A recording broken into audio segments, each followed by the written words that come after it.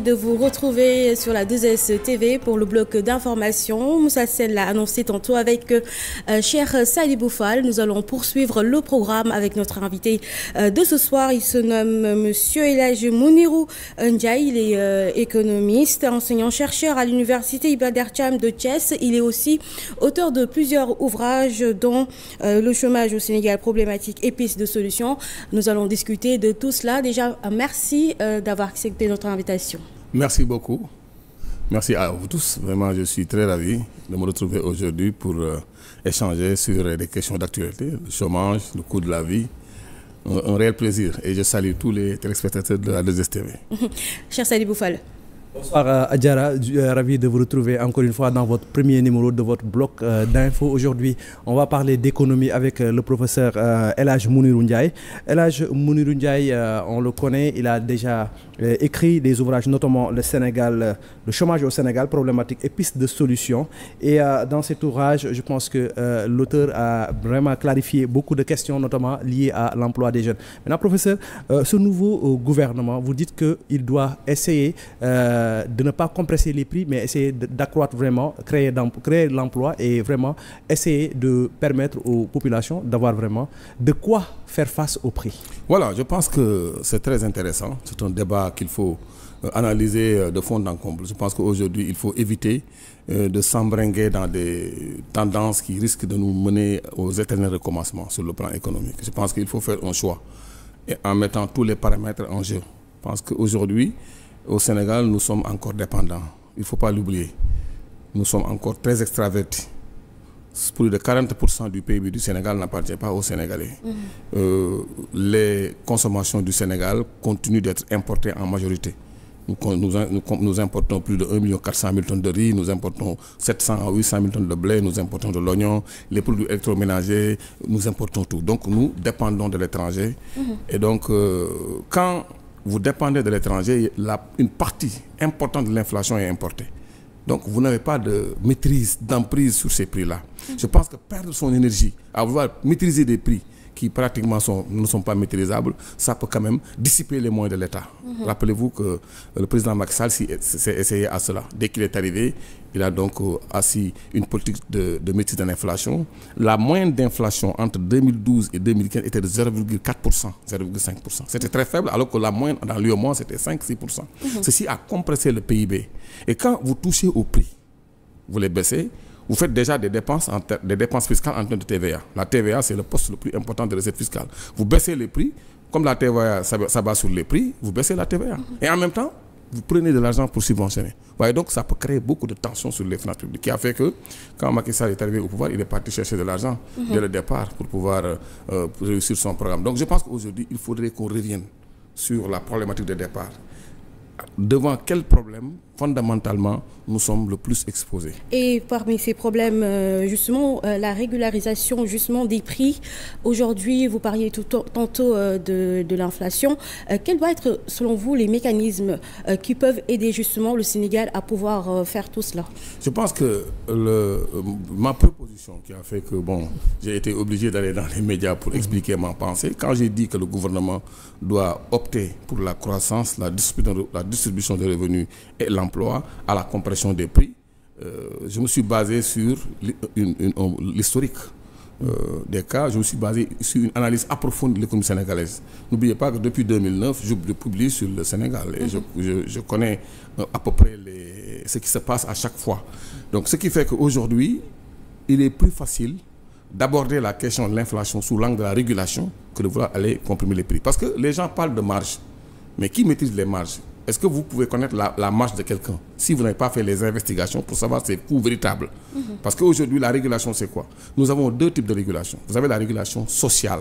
Là aussi, le gouvernement doit faire des efforts sur le plan de l'emploi. Par exemple, la régulation sociale à propos du contenu local, par exemple. Surveiller les textes.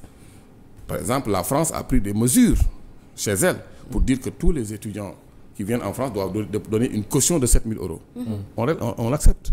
Mais les entreprises françaises sont tenues de respecter les lois sur le contenu local pour embaucher des Sénégalais en masse et leur faire des contrats. Donc je pense que c'est une question, la législation sociale doit être respectée. Donc la régulation sociale, c'est au niveau des filets sociaux, des bourses sociales, protection sociale, régulation pour l'accès à l'emploi, régulation pour le respect des normes liées au travail, ainsi de suite. Mais il y a la régulation économique qui porte sur la maîtrise des coûts en lien avec la tarification et la qualité. Je pense que c'est cette régulation-là qu'il faut financer aujourd'hui. Nous avons l'agence de régulation des marchés, mais cette agence-là n'a pas les prérogatives. Elle colmate avec les prix des denrées de première nécessité tels que l'oignon, la pomme de terre, mais elle n'a pas les moyens et les prérogatives pour faire les investigations nécessaires. Je pense qu'on peut jouer sur cela, c'est-à-dire financer une autorité nationale de régulation économique qui va avoir les moyens. Parce qu'aujourd'hui, quand quelqu'un vous dit que je suis allé en Thaïlande et j'ai acheté du riz à 200 francs le kilo, il se peut que ça soit 100 francs, mais il fait une mauvaise déclaration.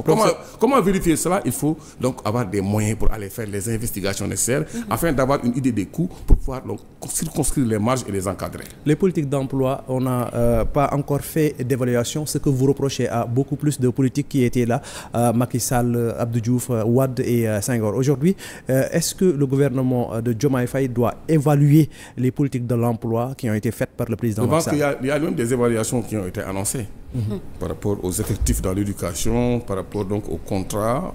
Mais les évaluations la plus urgente, c'est de voir ce qui s'est passé avec tous ces moyens-là qui ont été dépensés dans le cadre des GOPEC, groupe opérationnel de Senghor, qui finançait les jeunes du monde rural. Qu'est-ce qui s'est passé avec tous les moyens qui ont été mobilisés dans le cadre de la SONAGA, Société nationale de garantie, à l'époque d'Abdou Diouf, pour financer donc, les projets des maîtrisards? Est-ce que l'évaluation a été faite? C'est vrai que des évaluations ont été faites, mais il faudrait qu'on fasse le point pour voir ce qui a échoué et ce qui a réussi, qu'on en fasse un point. Moi, je me suis essayé à cela. Je n'avais pas toutes les données, mais j'ai fait une analyse. Abdoulaye Wade est venu, il a reproduit les mêmes mécanismes que Abdou Diouf, selon une dimension plus grande, selon une plus grande envergure, avec la multiplicité des instruments tels que le Fonds national de promotion de la jeunesse, l'ANEJ qui a été créé, l'Agence nationale... Est-ce qu'on doit aller vers la contraction de ces... Voilà, je pense qu'aujourd'hui, il faut d'abord faire de l'évaluation. Parce que le président Macky Sall n'a pas suffisamment évalué les programmes de Wade. Les 2 programmes pour l'emploi des jeunes qui ont été évalués ont impliqué des bailleurs de fonds étrangers tels que la BAD, la Banque mondiale, c'est le PRODAC, c'est l'ANIDA. Même pour le PRODAC, les rapports, on n'arrive pas à les voir. L'ANIDA, le rapport est là, mais ça n'a pas été exploité. Mais tout ce qui a été fait lors de la période de Abdoulaye Wade, lors du magistère d'Abdoulaye Wade, n'a pas été évalué. Et cette évaluation-là était fondamentale pour servir de base de prise de décision pour le président Macky Sall. Ce qui ne s'est pas passé. On a continué à faire ces mêmes artifices, ces mêmes programmes, et jusqu'au programme Khayundawi. Et donc, à vous entendre, c'est justement ça qui pose problème. Il y a tellement de programmes à chaque quinquennat, on va dire. Voilà, il n'y a pas eu de politique d'emploi. Voilà. Il n'y a eu que des programmes qui étaient des artifices, qui se sont dissipés quelques années après, sans pour autant qu'on nous dise quel est le nombre d'emplois qui a été créé, ou quel est le niveau de salaire en lien avec le seuil de pauvreté. Voilà, je pense que donc ça c'est fondamental. C'est comme ce que je dis sur les filets sociaux. On a donné des bourses sociales à des populations, mais il faut aller voir qui, parmi ces populations-là qui bénéficiaient de ces bourses sociales-là, n'en a plus eu besoin par la suite. Si ils ont besoin à chaque fois de cette perfusion-là, c'est parce que ce qu'on voulait au départ, on ne l'a pas obtenu. Donc je pense que la dette même doit servir à se départir de la dette dans quelques années. Mais c'est compréhensible que pendant la phase 1 du PSO, on aille au groupe consultatif préparé pour contracter des dettes, et que pendant la deuxième phase, on retourne au groupe consultatif. C'est que tout simplement, on n'a pas eu l'efficacité et les résultats escomptés dans le cadre de l'exécution de ce programme. Je pense que donc aujourd'hui, la problématique fondamentale, aujourd'hui, c'est de définir une politique d'emploi. Donc, mettant tous les instruments en termes d'évaluation, en termes de levier, en termes d'instruments, pour pouvoir ficeler un programme. Et là, je finis par vous dire que je suis convaincu, si le président Bassirou Diomaye Faye, même en ne se focalisant pas, comme je le dis, sur la baisse des prix, revient en faisant des économies budgétaires, comme on les attend au Sénégal, consistantes, et lance un programme de résorption des déficits de l'État, ça pourrait générer beaucoup de recrutement. Si demain, avec ces économies budgétaires-là, au lieu d'aller perdre ses énergies avec des subventions et de contracter des prix, qu'on prenne ces moyens-là et qu'on alimente, comme ils l'ont voulu, parce qu'aujourd'hui, on parle de fusion de fonds 6, fonds J, BN2 pour donner une institution financière de plus grande envergure. Je pense que ces moyens-là pourront alimenter, l'État pourra alimenter directement ces fonds-là et essayer d'accompagner le secteur privé et les entrepreneurs et les initiateurs de projets. Et qu'en est-il des banques? Parce que quand on parle d'emploi, on parle de financement, comme vous l'avez tantôt évoqué. Aujourd'hui, quel doit être le rôle justement des banques et puis des institutions financières qui devraient accompagner justement ces élans? À la question des marges. Parce que je trouve un peu contradictoire que l'on veuille appeler les jeunes à prendre des initiatives en termes de projets, que l'on veuille promouvoir l'auto-emploi en compressant des prix pour décourager l'investissement. Parce que les marges, c'est une rançon, c'est une incitation. Aujourd'hui, si les marges, on négocie avec le secteur privé, il peut y avoir des baisses sur les marges, c'est vrai, mais ça pourrait rendre moins incitatif. Parce que l'investisseur, il est très exigeant en matière de fonds propres. Il est très investisseur, donc il est très exigeant. Je veux dire par là que si moi, en investissant, j'ai un taux de rentabilité interne qui est inférieur à l'intérêt que je peux obtenir en plaçant mon argent, je n'investis pas. Je vais aller placer mon argent. Maintenant, si la rentabilité de mon activité est suffisante, ça peut m'inciter à aller investir. Je pense qu'aujourd'hui, il faudrait faire très attention en essayant de comprimer les prix, parce qu'on ne maîtrise d'abord pas les coûts de facteurs de production. C'est pourquoi j'ai dit il faut se focaliser sur la subvention des coûts de facteurs de production, dont l'électricité et l'accès à l'énergie. Parce que, vous savez, quand je venais ici, j'ai pris un véhicule. À la maison, vous consommez l'électricité. Tous les biens que vous avez à la maison, vous les mettez au frigo. C'est de l'énergie. Vous vous déplacez avec un véhicule. Même le boutiquier qui vous vend à un frigo. Donc, vous voyez qu'il y a une intensité énergétique du PIB qui est assez forte. Donc il faut subventionner les moyens les facteurs de production au lieu de se focaliser sur le prix final. Ça pourrait générer dans la suite, moyennant une régulation régulière, un climat des affaires beaucoup plus propice à l'investissement. Et pour en revenir au financement des banques... Voilà. Bon, les banques, comme je l'ai dit, les banques, c'est des banques commerciales, ce n'est pas des banques de développement. Vous ne pouvez pas quand même financer votre économie avec des banques d'autrui. Quelle est la part du Sénégal dans le secteur bancaire? Quand les entreprises chinoises arrivent chez nous pour concourir ou bien pour faire compétir par rapport à nos marchés publics, elles sont accompagnées, ces banques chinoises-là, par Exim Bank Chine, qui est une banque de développement. Concrètement, qu'est-ce que vous proposez comme solution, concrètement? Bon, moi j'ai dit, dans un des éléments que j'ai proposé dans mon ouvrage pour créer des emplois, j'ai dit que il faut partir pour consacrer minimum 60% de la commande publique aux entreprises locales. Et accompagner maintenant ces entreprises locales-là, ces petites PME, PMI sénégalaises-là, à donc avoir les coups de franche pour respecter ce qu'on appelle les contraintes de capacité. La contrainte de capacité, c'est quoi? C'est que quand vous compétissez pour un marché public, il faut avoir la capacité de frappe financière pour autofinancer certaines opérations au départ. Si une entreprise sénégalaise gagne un marché de 30 milliards et qu'au départ, elle doit fournir 10 milliards pour démarrer le temps que l'État fasse des opérations et commence à lui payer, et je pense que 10 milliards, ça peut être fort. Donc, si le Sénégal avait un secteur bancaire de développement digne de son nom, on aurait pu accompagner ce privé sénégalais-là à pouvoir accéder à ces marchés publics-là. Donc, aujourd'hui, l'idéal serait, comme on le veut dans le cadre du projet de PASTEF, de fusionner un certain nombre de lignes de financement et de l'alimenter, que ce fonds-là, cette institution puisse accompagner le secteur privé à avoir les moyens pour préfinancer dans le grand marché public. On parle de création d'emplois à l'ère du numérique. Est-ce que le numérique parfois ne peut pas aussi être le frein par rapport à certains types d'emplois? C'est pourquoi je dis l'un des secteurs, les deux secteurs dans lesquels il ne faudrait pas lésiner sur les moyens. Il y aura des investissements massifs. C'est le secteur agricole et le secteur de la révolution numérique. Parce que nous avons accusé beaucoup de retard. Aujourd'hui, même quand vous achetez votre billet d'avion, vous privez à l'agence de voyage de votre côté les 40 000 francs qu'il gagnait pour vous vendre un billet, vous achetez dans une plateforme qui est à l'étranger. Donc vous enrichissez une entreprise étrangère qui est en numérique et vous fermez l'agence de voyage sénégalaise. Donc vous voyez que même pour vous loger, vous allez sur Airbnb ou bien sur Roomlala, sur Abritel. Vous connaissez ces plateformes-là. Aucune de ces plateformes-là n'est contrôlée en Afrique. Donc le milieu numérique est déjà accaparé par les puissances occidentales. Nous avons beaucoup de moyens à sortir pour nous rattraper parce que le numérique, ça tue beaucoup d'emplois. Nous risquons de voir une situation dans laquelle tous les efforts que nous faisons pour créer des emplois sont annulés ou anéantis par des pertes d'emplois silencieuses dues à la révolution numérique. Donc j'ai dit que nous avons beaucoup d'investissements, des investissements massifs à faire sur le plan de la révolution numérique. On ne peut pas terminer le bloc d'infos sans pour autant parler de la monnaie, le franc CFA. Que pensez-vous de cette monnaie? Est-ce qu'on doit continuer à utiliser le franc CFA? Moi, le franc CFA, j'en ai tellement parlé que je me suis vraiment lassé parce que c'est un débat qui revient à chaque fois. Je pense que le débat a été plié même vers les années 2015 quand la CEDEAO avait donné sa première échéance,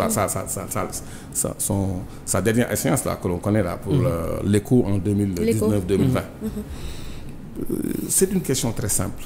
Moi, je pose souvent des questions. Je dis, est-ce que cette situation ou bien ces facteurs qui sous-tendent la stabilité du franc CFA et la maîtrise de l'inflation, ces forces-là, souterraines-là, ces facteurs-là qui soutiennent ça, est-ce que ces facteurs-là, ces forces-là nous sont offertes ou bien ça provient de nous? C'est-à-dire que est-ce qu'aujourd'hui, l'Union européenne nous fait des cadeaux et que la France nous fait des cadeaux qu'on ne connaît pas? C'est pas. La force, elle est là, elle est endogène, elle est là. C'est sur cela que repose fondamentalement la stabilité du franc CFA. Donc, si on se déconnecte de l'euro, ces forces resteront là parce que ces forces-là ne nous ont pas été offertes. Deuxièmement, est-ce que quand vous partez en France avec des CFA, vous pouvez les convertir dans une banque française? C'est pas possible. C'est pas possible. Est-ce que les 55% d'inflation qu'il y a eu depuis 2020 ont été empêchés par la garantie du franc CFA? On dit que l'inflation est maîtrisée. Est-ce que quand le dollar prend de la valeur et que la dette du Sénégal s'aggrave parce que nous payons des dollars, nous payons si le dollar passe de 500 à 600 francs, la dette automatiquement s'alourdit parce qu'il faut maintenant pour chaque dollar 600 francs au lieu de 500 francs. Est-ce que ces problèmes liés donc à la dollarisation de la dette sont résolus par la garantie? Donc cette garantie-là, elle vaut quoi? Après, on nous dit que la France n'a pas d'intérêt sur le franc CFA. Est-ce que la France est intéressée aujourd'hui à ce qu'une monnaie qu'elle ne contrôle pas soit encaissée par Auchan, par Total, et que cette monnaie-là peut perdre de la valeur même quand en partant là-bas? Donc ils veulent contrôler. C'est normal qu'elles veulent contrôler le franc CFA. Elles veulent contrôler le franc CFA parce qu'il y a des aléas. 25% du PIB appartient à la France. Donc c'est un peu risqué qu'il y ait une monnaie qu'elle ne maîtrise pas. Un bon jour, on dit la France a ici, supposons qu'on a le CEN, la France a 1 milliard de CEN, ça vaut 500 millions d'euros. Un bon jour, on dit non, le CEN a descendu, maintenant quand il passe, ça va 250 000 euros. Elles ne veulent pas de ça, la France. Donc la France a un intérêt sur le franc CFA. Il faudrait donc qu'on dise qu'on nous explique maintenant qu'est-ce qui bloque cette tendance. Même la France serait intéressée à ce que, effectivement, moi je pense qu'elle devrait. Donc il n'y a pas de proposition concrètement, d'après ce que vous dites, genre il n'y a pas une proposition africaine sur le fait que voilà, on veut changer le franc CFA. Quels sont qu'est-ce qui est offert aux pays africains comme alternative, comme proposition pour pouvoir s'asseoir ensemble et penser pour une monnaie qui va aller dans le sens voilà, je pense des Africains. On ne peut pas me dire que, parce que moi je ne suis pas dans la perspective immédiate d'une monnaie sénégalaise. Voilà. Je suis dans sur la quel même timing on parle là, parce que le président Bassirou Diomaye Faye et le premier voilà. Ousmane Sonko. Je suis en phase avec eux sur le fait qu'il faut privilégier donc la dynamique communautaire dans le cadre de la CEDEAO ou de l'UEMOA et essayer de manœuvrer à ce niveau pour pouvoir parvenir à avoir une monnaie. On ne peut pas me dire que l'expérience monétaire cumulée de l'UEMOA, de la Gambie, du Dalasi, de Cap-Vert avec son pesos, du Ghana avec son cedi, du Nigeria avec son naira, de la Guinée avec son franc guinéen, ces expériences cumulées-là ne puissent pas permettre aux Africains de prendre une responsabilité pour gérer une monnaie. Il ne faut pas me dire qu'il n'y a pas d'expérience. Donc on a la possibilité de le faire. Maintenant, tout ce débat-là qui est fait, c'est autour d'un semblant de stabilité qui n'est pas réel. Il faudrait aujourd'hui que cette dynamique de souveraineté que nous voulons là, que l'on obtienne sur tous les plans. De la souveraineté. Tous les Sénégalais sauront que c'est de cette manière-là que nous pourrons régler nos problèmes. Et je vais finir par vous dire que est-ce qu'aujourd'hui, le fait que les Guinéens ont leur franc guinéen, est-ce que nous sommes plus riches que les Guinéens? Je ne le pense pas. Nous ne sommes pas plus riches que les Guinéens, pas plus riches que les Ghanéens. pas plus riches que les Nigérians, qui vivent très bien. On me dit que oui, l'inflation, il faut avoir beaucoup de billets, mais on va mettre ça sur Wave ou bien sur Orange Money. On n'aura plus à prendre. Même si c'est 200 000, maintenant mettons ça sur les portables, que l'on crée la monnaie électronique. Même si c'est 200 000 francs la tonne, le kilogramme, qu'on ait les moyens. Moi, je pense qu'il faut aller vers une politique de pouvoir d'achat. Parce que le capitalisme, nous ne le maîtrisons pas.